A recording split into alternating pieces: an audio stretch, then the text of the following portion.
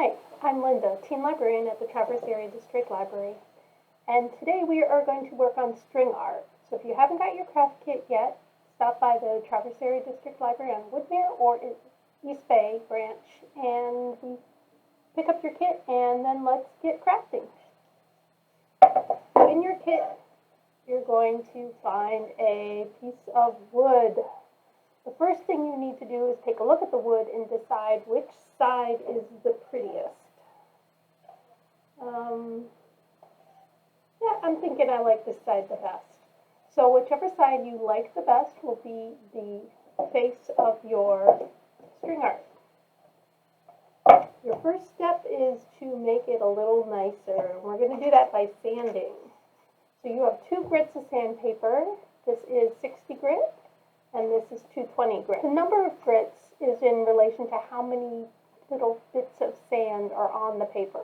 So the lower the number, such as 60, will be a rougher sandpaper and for taking off bigger bits.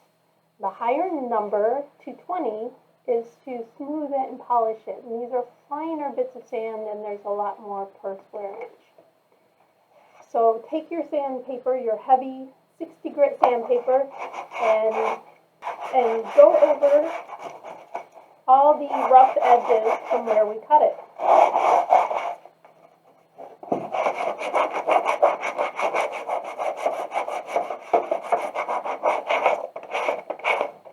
You're going to probably want to round down the edges. And if you have anything like any paint or words or anything on the surface, you can also sand those out. Now that I have taken off all the roughest parts and I've kind of rounded down the edges a little bit, now I'm going to take my finer sandpaper, the 220, and I'm going to go over it once again and just kind of polish it up a little bit. This will get rid of all the leftover roughness from the heavier grit sandpaper. I'm going to do it on all edges. I just kind of want to give it a smooth finish so that when it's sitting on the wall, it'll look nice and look like I was intending to use this piece of wood for that. Ooh, a little bit there. There we go. And it doesn't take long. It would take longer if you're doing the front. If you need to do a bit on the front, it's probably going to take a little bit longer, but there. I'm happy with that. I have cleaned up all my sandpaper mess, and now I am ready to get making this project. In your kit, you will find a number of patterns, and I am going to use the cat pattern. I want to make a twin to this one. And if you don't like any of the animals, you can draw your own pattern. So I've got my animal right on there.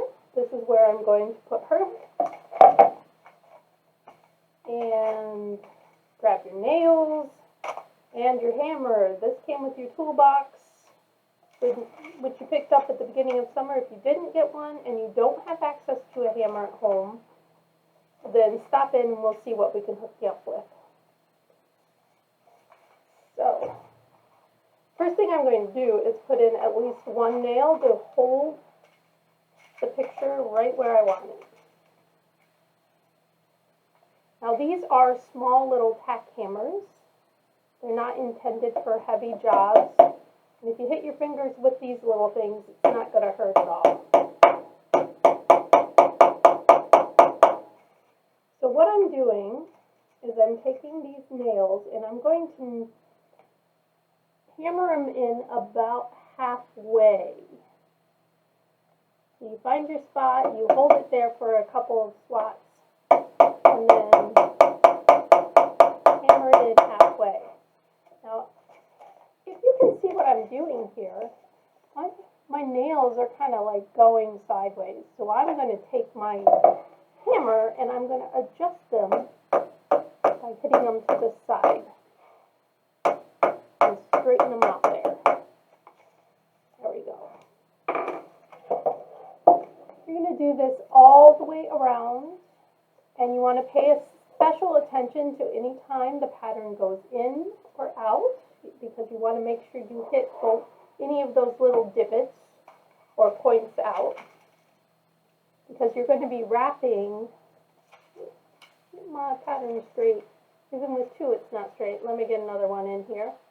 You're going to be wrapping the string around these nails, and you definitely need indentations and hills and valleys to show up.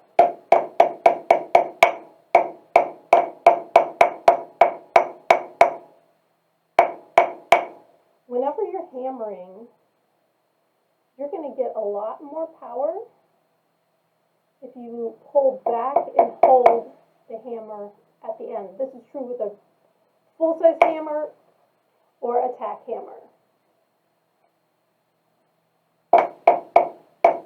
If I go up like this, it's just me kind of pushing the nail itself.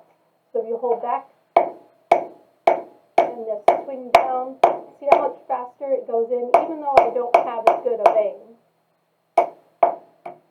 Straighten that up, and there we go. So do that all the way around, and then come back and we will string our yarn on there, or string on there. Okay, just a few things as I'm doing it. You can see how a lot of these are sideways and everything, and you can't always hit into the side of that.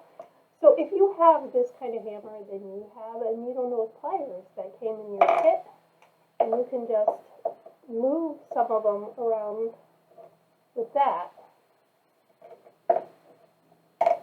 Straighten them up. See, get them all nice and straight. And also, if you're having trouble holding a nail, you can use your needle nose pliers and hold the nail and pound it in from there. Another trick is, so you see this spot here for pulling out nails. With a regular hammer, you're just going to go under the nail and pry it like this.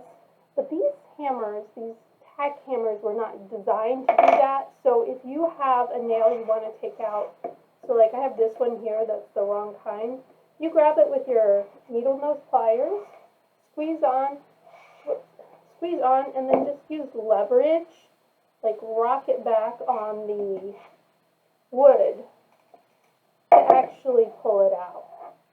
And then put in the nail that you wanted there. Alright, I now have all of my nails in there, and I've straightened them out either using the hammer or my needle nose pliers. Once in a while, just grabbing the top and pulling them a little bit with this, my hanger. So the next step is to take off the paper. And this is kind of fun. You just kind of completely destroy your pattern.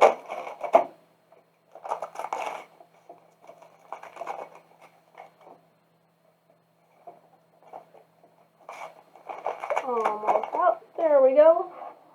If you have any little bits of paper in there, you can get your pliers and pull those out. So after that, the next step is to wash my hands. Whenever you're dealing with nails of any sort or projects, you're going to be washing your hands frequently because, yeah, I don't want to get this all over my embroidery thread. Embroidery time. No, not embroidery time. Time to use the embroidery thread. You want to open it up a little bit and choose a spot to anchor it.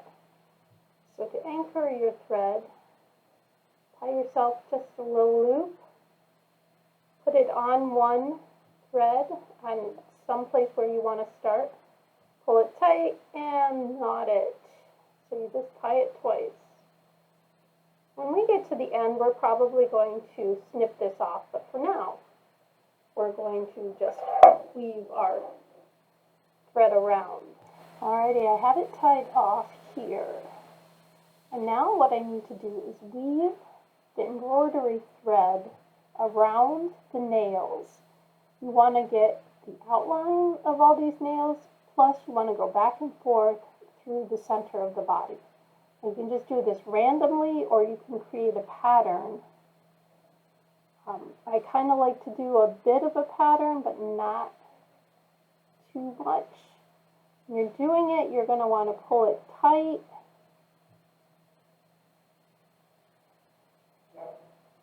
And make sure that you're getting every nail, every outside, every inside, everything, basically. And you just keep weaving it until you're satisfied with the coverage.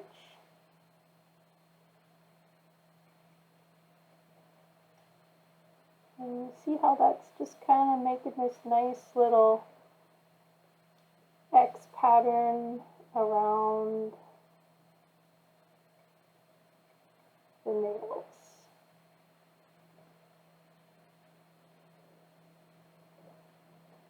And I'm going to keep doing that all the way along the tail. And I will stop and show you one more time once I get to the body, where it's going to be a lot further in. But remember to keep holding it tight or it's all going to come undone. So I finished the tail here, and I just did a bunch of crisscrosses and moved up every so often. Looks a little bit shallow in there. Maybe I'll put one more string through that section. Let's see. There we go. Now I'm going to do the body, and for this I am going all the way across to the tippy ear of the kitty cat. And then I'm going to come down, and I'm going to just keep crisscrossing like so. I am done filling in my cat, and so I'm going to finish it off kind of the same way I started, by tying a knot around one of the nails. So let's start it with a loop so that the knot is tight. There we go, and so now I just need to trim my edges. Trim your edges, and there you have your string art. And the next thing, there is still one more step. You need a way to hang it.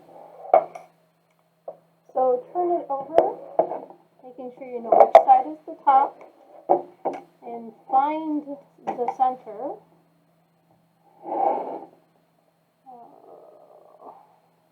So they are 4 inches across. 8 inches across, so 4 is in the center. Let's see. So that is going to be kind of the center, and you want to put your hanger about 1 inch down. Just going to gently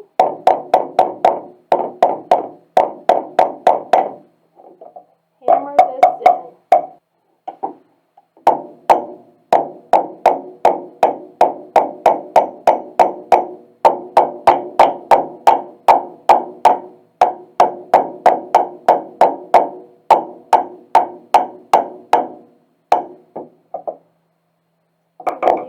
We have our cat, and it will hang right up on the wall. It's gorgeous, don't you think? I love my cat. Now, there were a lot of different animals I could have chose, Ooh, let's get that string pushed in. But I kind of like cats.